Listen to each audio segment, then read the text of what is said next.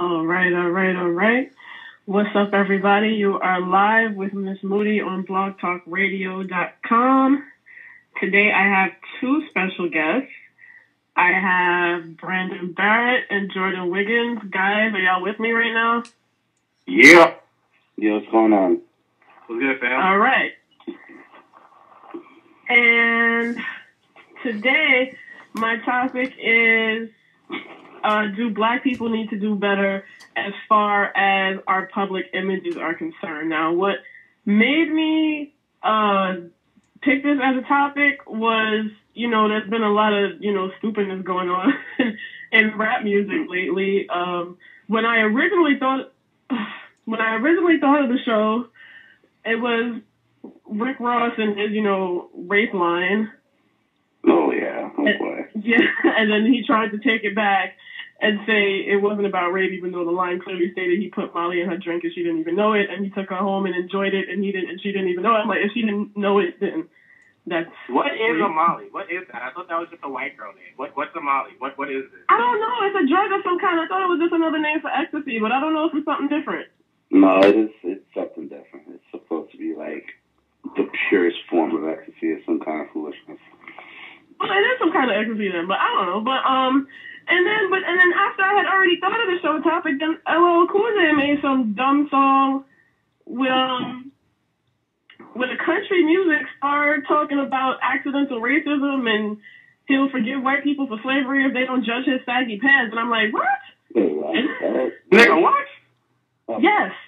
You know what? I was thinking of sending y'all a link to that before the show too, so y'all would all know about it, so y'all could all comment. But yes, y'all can Google it. Just Google LL Cool J accidental racism. Yes, he did a song with a country singer, and it just had the most retarded lyrics in the world. Like, he said, "I'll forgive you for iron chains if you forgive me for gold chains." And I'm like, what? You know what? I don't even want to do the show no more. This is some bullshit. Wow. Ridiculous. Anyway, so basically my whole take on black people in the media is that, great, we have a black president. That's a positive black image.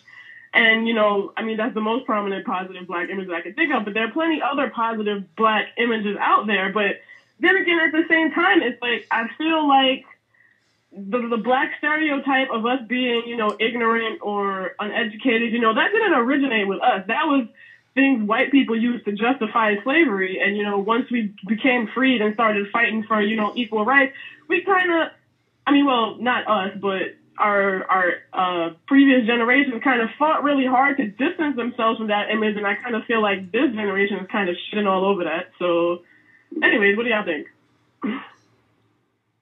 Brandon, you can go. You can go first. Oh, man. I'm gonna let you go. All right, so here's my thing.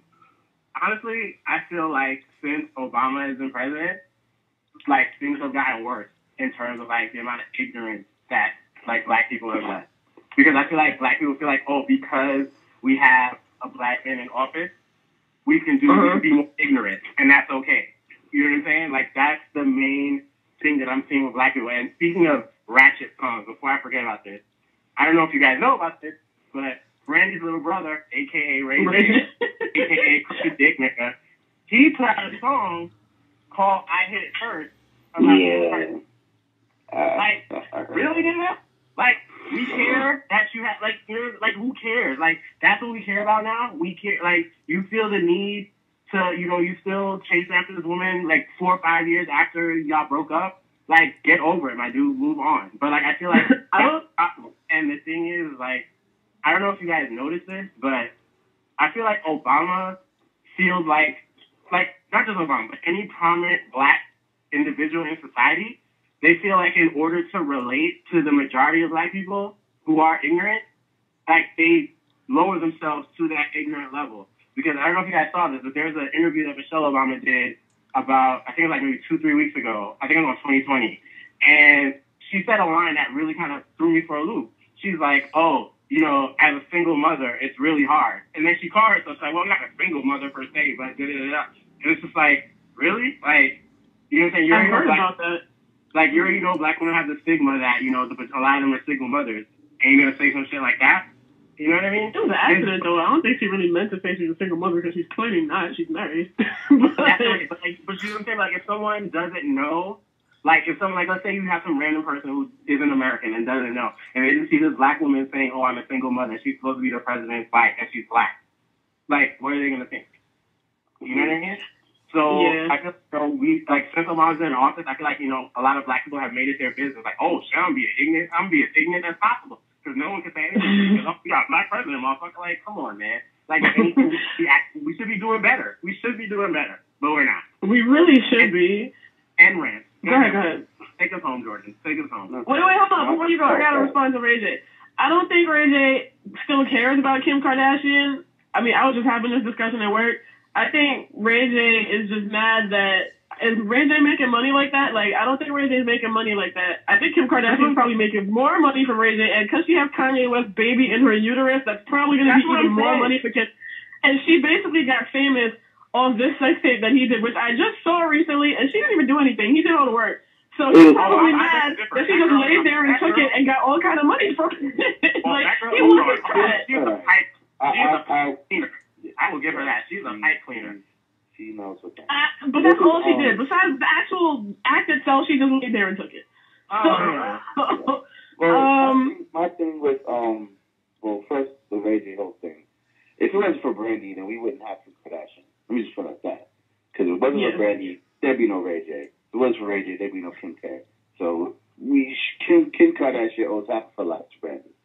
Second off, I think as far as where black people kind of being ignorant is concerned, I find that out of all of the races, I find that black people have the biggest percentage of crabs in a barrel mentality, where if somebody is successful, then there's a bunch of people hating on their success and praying for their downfall and trying to pull them down.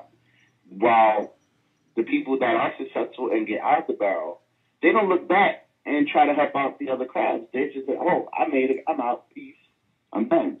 I say this all the time. For all of the millions and millions of dollars that Jay-Z supposedly has, how much of it has he really given back to the neighborhood? Marcy Project is still Marcy Project. It hasn't changed since he left. It hasn't changed since he's been there. They haven't made a Sean Carter extension or a Sean Carter complex to kind of get the neighborhood out of its stigma of being a bad neighborhood. It's still a horrible neighborhood. So as far as him giving back to his community, he hasn't done much of anything. But people praise Jay-Z in all of his big lip glory because he's with Beyonce. You have people that are successful that do give back, but it's very rare to see that in black people. And my thing is that it's really sad to know whenever we get some kind of money or some kind of worth, we throw it away on material possessions because that's what we equate success with. Instead of actually, investing that money, investing that worth into something that's more, that's something that appreciates. We just go for big cars and jewels and, expensive clothing and all kinds of things that we don't need. And that kind of adds to the ignorance of black people where you see, hip-hop artists a lot of times, they're like the role models of the hood because the only ways that we can get out the hood apparently is if we sell drugs, rap, or play basketball. And that you rarely see a lot of black people in politics or a lot of black people in businesses or a lot of black people that are actually, successful using their intellect. They're successful using some kind of way to manipulate other black people. And that's my thing. It's just, there isn't enough people trying to help each other out in the community. I would definitely agree with that point that this is a whole another topic, but I kind of feel like, when it comes to races, I think black people are the least supportive of their own. It's kind of like everybody's out for self, but like we're kind of really, really prone to jealousy instead of like being happy for other people and trying to lift each other up. So when one person's successful, they're not going to turn around and help. I mean, they're going to help their immediate friends get on, but they're not going to help the community that they came from. And then the same people in the community, they may idolize them in some way, but let's say their friend gets, success, they're going to turn around and be jealous and hate and not want to support. Mm-hmm. So I kind of feel like that's our problem because you don't really see that in any other race at all. But yeah, I got callers on the line, so let me unmute somebody. Okay, caller who is usually confused on whether or not I am talking to him. Yes, I'm talking to you. Oh.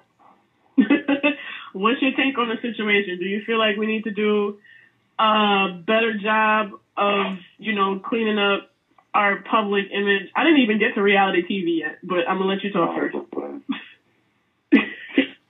I mean, yeah, I definitely think that we do, and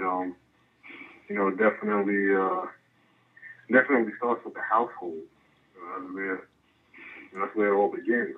That's where a couple has a baby. They raise a child. Everything that they know as a child, pretty much they learned from their parents. Obviously up until they start going to school. So I mean, the example that the parents set for the children, kind of at least give them guidance and give them like a blueprint as to which road to take in life. Because I mean, obviously there's going to be outside distractions factors, like hip hop music, like television. So I think that if the parents, in our generation now, our parents are getting younger and younger. So with the parents of this generation, it's important for them to set a better example. That's how I feel. Yeah, I would definitely agree with that. That was actually my theory on why, public schools in New York, I don't know how it is outside of New York, but I know public schools in New York are going to hell. And why they're all bad. Like, all these schools that used to be great schools are all crappy schools, if they even still exist, because now the city is breaking them down into smaller schools within the same building. So now I'm hearing about all these schools that didn't exist when I was around, but that was my theory as to why. It was because, it's, a different generation of parents. So I kind of feel like people are having kids younger, more and more people having kids out of wedlock, and just not really caring for their kids the way, especially me, where I work, my line of work, I see misguided children every day. So, and, parents would leave their kids there, and, we're closing up and the kids are still there and the parent is coming back because she got busy smoking weed. So, or another kid, wasn't allowed to he's a high school kid, and he couldn't get keys to his house, and he was always saying, well, my mom doesn't want me to catch her smoking weed, or she doesn't want me to catch her having sex with her boyfriend, so she doesn't let me have keys. I have to wait till she calls me and tells me I can come home. And I'm like, and this is the reason why kids don't know how to act, because, their parents don't know how to act. So, and on top of that, these type of people are the ones that are having more and more children, while I guess those of us who were told, wait before you have kids, wait for marriage, or wait till you finish school, or wait till you're financially stable. Obviously, we're starting later and having less. So, but, we're contributing less children to society as opposed to the people who didn't wait, who are contributing more children to the society. So now there's like an imbalance between, I guess, good and bad kids, which is why it's kind of like tying back what you said to what Wiggz said, in terms of black people helping out. Like you said, the majority of people, in the hood, people who, because I'm not gonna lie, I'll be the first one to admit, I came up in the world, did the school thing, the work thing, ran, never looked back. You know what I'm saying? Like, I joke all the time, fuck my neighborhood. You know what I mean? And, I'll definitely take, listening to him say that, it's like I realize, there's something that I could do because, like you said, those of us that, were taught, have kids later in life, we're not contributing as much to the image of black people as a whole in society as maybe we should be. Because, I think what winds up happening is, and I'm guilty of this too, I think we kind of tend to distance ourselves from, black people as a whole. Say, oh, fuck, that's them niggas, not me. You know what I mean? Yeah. But at the end of the day, you know what? It is us. Because it's like they look and they see the Latrells and the Deshaun's and the Juanitas and all of them. And then they look at them, and then when they look at us, they see them too. So maybe, that's part, maybe we're also part, maybe we thought we weren't part of the problem, but now listening to this, hell, maybe we are. Maybe, those of us that are doing what we need to do, maybe we're part of the problem that we're not, playing a prevalent role, as prevalent a role as we should. Especially because, I guess, us that don't have kids are in more of a position, I guess, to do more in the community, I guess, mentor and things like that. Is that what you're saying? Yeah. Like giving back, spending time, going back, volunteering, doing the big brother, little brother thing, things of that nature. I think that, that maybe part of the responsibility is on us that are doing what we need to do.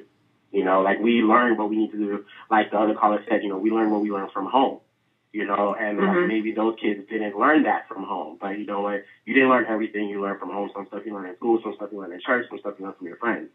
So, I mean, maybe it's on us to kind of, instead of distancing ourselves from niggas, maybe we need to try and help said niggas.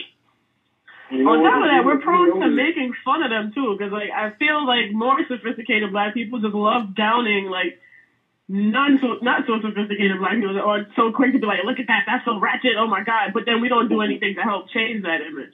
But anyways, all right, I got like 2 more callers, all right. So, all right, Shamara. Hey, what's up? All right, what's your take on the situation? Hello. Hey, what's up, Kaz? What's up, Jordan? What's up, everybody? Yeah, I was listening to what you guys said, and, like, just speaking as someone who, like, works in a helping profession, like, it's not always easy to help people. Like, I definitely agree with that, because I've tried to help people, and they tend to be knuckleheads when you try to talk common sense into their head, and I think both you and Greg know who I'm talking about. But yeah, go ahead. I really commend people who have the patience and just that, like, really huge heart that can deal with people that, like, you might find in some of, like, those, like, social programs, because some of them really feel entitled. They're like, well, you're supposed to help me, or you're supposed to do this for me. And it's like, it's not like that. It's a place where you whatever it is, whether it's a Big Brother or YMCA or a library or whatever, a school, an after-school program, it's like you're there so that you can get an enriching experience and that, you can, something added to your life so that maybe you can start to think differently or act differently or maybe have different goals and different aspirations. But some people who are in those programs get stuck in this mentality of like, no, I'm entitled. Like, you're supposed to do this, so I just, act out and do whatever I want. And so I think that kind of turns some people off from trying to help. But at the same time, I think Brandon made a very valid point. Like, we need to do something about it instead of just, laughing about it. Like, for example, on Instagram or Facebook, all those memes, like, niggas be like, bitches be like, it's funny, but then it's like, that's representing you. Yeah. It might not be exactly you, but it's like you're laughing at, everybody's laughing at it, and they're kind of looking at black people as a whole, like, yeah, they ratchet, they act like this, but niggas be, like, doing this, and niggas be doing that. And then I've heard other people of other races make jokes about that, and then that's when I kind of feel offended. I'm like, wait, bitch, you can't make jokes about that. Right, you know what I mean? Like, we do that all day, every day. That's what I was trying to say. We don't really help because, when, like, let's say a ratchet picture ends up on the internet, like the girl that took a freaking picture of herself in the mirror when she was about to get an abortion. I mean, that was terrible, but then that shit went viral on the internet, and everybody was making fun of that girl, talking about how ratchet she was. But, like, we're not really helping by, I'm not really judging anybody, because, of course, I laugh at those images, too. But, this poses another question now. So, are we also part of the problem because we kind of still, we make fun of it, but at the same time, we're still entertained by it, we're still supporting it? Because, like I said, we didn't get to reality TV yet. Like, obviously, Love and Hip Hop is a big, I guess, source of controversy because everybody's saying they're portraying black people, like, very, very negatively. But at the same time, and obviously, it's in its, 4th, 5th season now?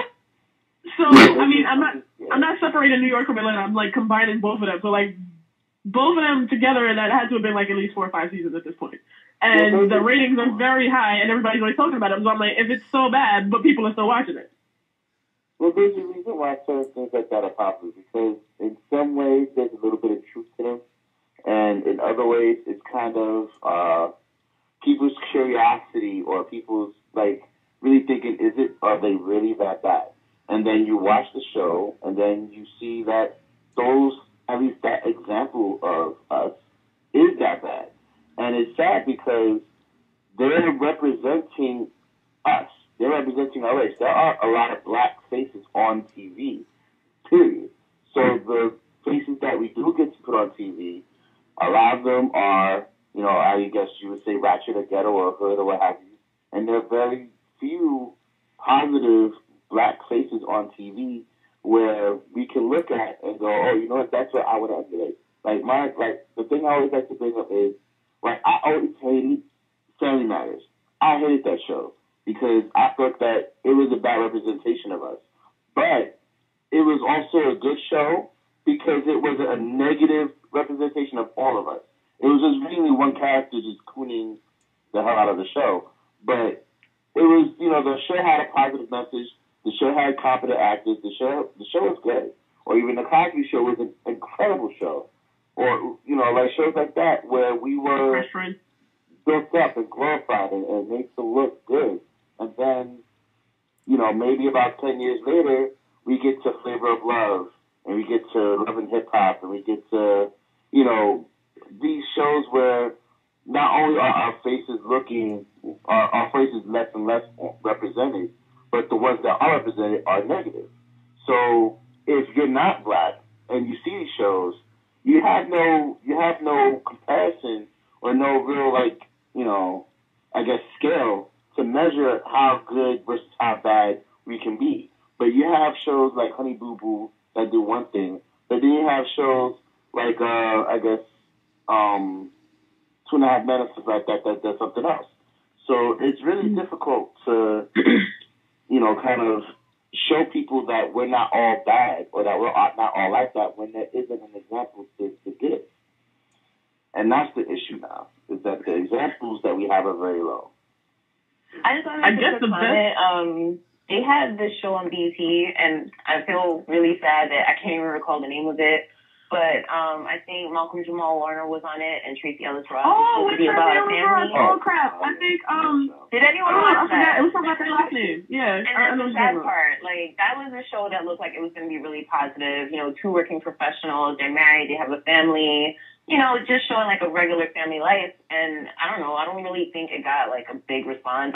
To be honest, like, I can't even remember the name of it, but I can remember, Love and Hip Hop. So, I mean, that's just an example. I think also promotion and, things like that. Like, a show, like, all these reality shows get really good promotion, but shows like that, I don't know. I just don't feel it's the same hype given to them. The name of the show is wait, I got, like, one more caller, so hold on, because they've been on hold for, like, 7 minutes. So, okay. Caller, are you there? Yeah. All right, what's your take on the situation? I feel like it's all based on perception.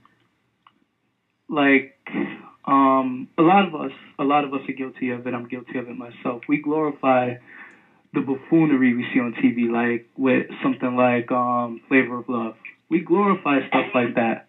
You know what I mean? Like, everybody tunes in every week for Love and Hip Hop to see a bunch of people acting ghetto as hell. But, like, when it's something positive, let's say, I'll throw something out there, the presidential debate. Nobody will watch it. You know what I mean? Like, nobody will watch something like that. And it directly affects us. But to see a bunch of people fighting, carrying on, acting hood, people love to see that. It's all perception, too. Like, that's how I feel about it. Can I comment real quick? As far as the presidential debate, I kind of feel like people do watch the presidential debate, but I think people are kind of lazy with actually knowing what's actually going on in the presidential debate. Like, they're listening to all the hoopla and seeing who's more aggressive, but as far as the issues that they're actually talking about, I don't think people actually take the time to read up and know the issues and actually understand what they're watching. They're just watching just to... Well, that's a whole other situation. I guess people who like to pretend they're intellectual but aren't really intellectual, they'll watch just to say they watched it so they can feel better about themselves, but then, like, do they really know what they're watching? I don't really know. But I'm not saying that everybody knows. I'm sounding like mad condescending right now, but yeah, I get what I mean. Kind of piggyback on what the caller said and like what everybody's been saying. We do see, but the thing is, like Jordan said, you have shows like Honey Boo Boo and stuff like that. But people see that show and they know not all white people are like that. You know what I mean? Like, not all people are trailer trash. You see a show, like, what's that show with those hood rat ass Spanish people, Washington Heights or whatever the hell. Yeah. Oh, yeah. They know not all Spanish people are like that. You know what I'm saying? But you get, with black people, you know what I'm saying, you see stuff like, Love and Hip Hop and, whatever the hell, all that other shit. And they're like, well, that's what the majority of them are like. And I think... And everybody thinks it's 100%. That's how we are, exactly, without, like, actually knowing. exactly. I think part of that problem is because of the actors and actresses. Because, like, you know what? They have to accept these roles. You know what I mean? Yeah.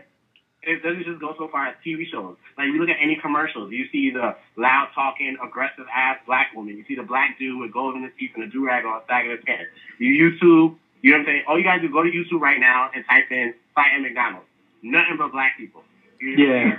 Like, people, I didn't even know that. Like, no, It's true. It's true. like, do that right now. Like, if you go on YouTube and type in fight at McDonald's, nothing but black people. You know what I'm saying? So it's like, I think part of the problem is, like, yeah, we glorify the buffoonery, and, you know what, I'm guilty of it too. But I think, like, Flavor Flav could have been like, nah, I don't want to do this show. You know what I'm saying? Them girls that were on there could have been like, nah, I don't want to do this show. You know, people in Love and Hip Hop could be like, no, I don't want to do this show. You know what I'm saying? But they choose to do it. You know, and like Shawnee O'Neal, I can't stand her because of this whole basketball wives shit. Like, I feel like she started it because she knows that, you know, and they're not even wives on the show. Like, aren't they all just like babies' mamas and shit? Like, they're not even wives. I don't even watch. Yeah, But, I mean, I don't watch it, but like they're all like ex-wives, stuff like that. Like, they're all babies. So, like, I don't know, man. Like, why don't you see Kobe Bryant's wife on there? You know, why don't you see Dirk Nowitzki's wife on there? Like, why don't you see any white player? Like, why don't you see any white player's wife on there? Or any And white the one person that actually has a wife on the show, or actually has a husband on the show, is made to be the villain. I don't know. I don't watch the show. All right. Since we're on the subject of TV shows, I guess everybody kind of gets like Scandal because I guess that's one of the few shows that I wouldn't even necessarily portray.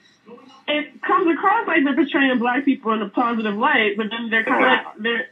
It's not. That's what I was trying to say. I'm like, you know, Olivia Pope could be a good role model in some ways because she's a professional and she's clearly intelligent, but at the same time, she's banging the president. Like, she can't just be a superhero without being some next George mistress. I'm not gonna front. I watched the show. I'm not gonna front. I like the show like my heart. I love Scandal. I'm not even hating, but yeah. I myself for liking it, but I will say one thing. If it was a show with a black president fucking a white side piece girl, that show would have been canceled after one episode. Yeah, that's definitely true. That's definitely true.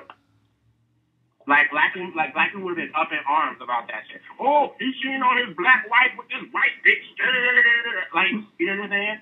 But you see this quote unquote powerful black woman being the presidential side ass. No one says a word. You know? So, and like, it goes like Paula was saying, we're glorifying buffoonery. Like, we're glorifying buffoonery. Like, they know that they didn't even have any qualms about putting the show on TV. Because exactly. I'm going to bring up another show also. There was The Game, too, which I guess, again, portrayed like they were, sounded like they were trying. I don't know, Tasha Mack wasn't too good with breaking the stereotype, but I'm just talking about, you know, Melanie was going to study to be... Are you kidding me? That bitch was mad. No. I'm talking about Melanie, though. Melanie was studying to be a doctor, but then at the same time, she doesn't go to the school she wants and leaves to go be with her man, and then he went and cheated on her and knocked up the next chick. Who's she taking advice from? The hood bitch. Come on. Okay. All right. So, I mean, I guess we're trying, but at the same time, like, underneath it all, we're still kind of perpetuating the negative images of black people, especially, like, Tasha Mack with Mad Hood, smoking weed and all of that. Anyways, I have 90 seconds left. Does anybody have anything else to say before I wrap it up? I know I'm probably going to have to do a part 2. We're going to have a part 2. There's so much more to say. Yeah, I know there's so much more we didn't contribute. All right, I'd like to thank each and everybody on the call right now for participating. Anybody listening out there, I want to thank y'all for listening. And I have an announcement. I will not be doing my show next week because my sister's getting married. I'll be busy doing Maid of Honor things. So I'm going on hiatus for a while. But thank you, everybody, for listening. Thank you, everybody on the call. And I'll see y'all in 2 weeks. Later.